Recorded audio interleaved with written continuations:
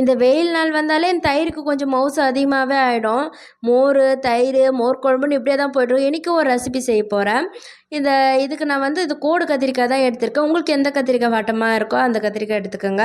இதை நான் ரவுண்ட் ரவுண்டாக கட் பண்ணிவிட்டு அது கூட கொஞ்சம் மிளகாத்தூள், மஞ்சத்தூள், கொஞ்சமாக உப்பு சேர்த்து லைட்டாக தண்ணி விட்டு நல்லா மிக்ஸ் பண்ணி எடுத்துக்கோங்க.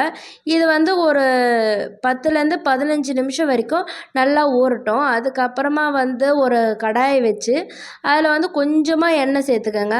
எண்ணெய் சேர்த்து நம்ம மிக்ஸ் பண்ணி வச்சுருக்கோம்ல கத்திரிக்காய், அதை போட்டு கொஞ்சம் கொஞ்சமாக போட்டு நல்லா 2 சைடும் நல்லா வதங்கி வர அளவுக்கு எடுத்துடுங்க.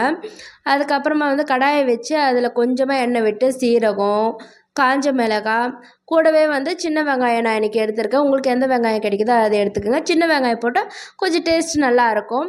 நல்லா சின்ன வெங்காயம்லாம் போட்டு நல்லா வதங்கி வரும்போது கொஞ்சமாக மிளகாத்தூள் சேர்த்துக்கோங்க.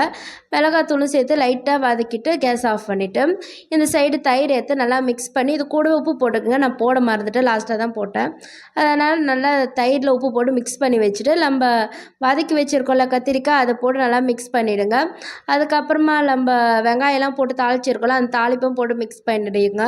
அதுக்கப்புறமா நான் உப்பு சேர்த்தேன். அதான் ஃபஸ்ட்டே மறந்துட்டேன், அதனால் இப்போ உப்பு சேர்த்தேன். எல்லாம் போட்டு நல்லா மிக்ஸ் பண்ணிவிட்டு கொஞ்சம் சாதத்தில் விட்டு சாப்பிட்டா எப்படி இருக்கும் தெரியுமா? சும்மா டேஸ்ட்டு அமிர்தம் போல் இருக்கும். ட்ரை பண்ணி பாருங்கள்.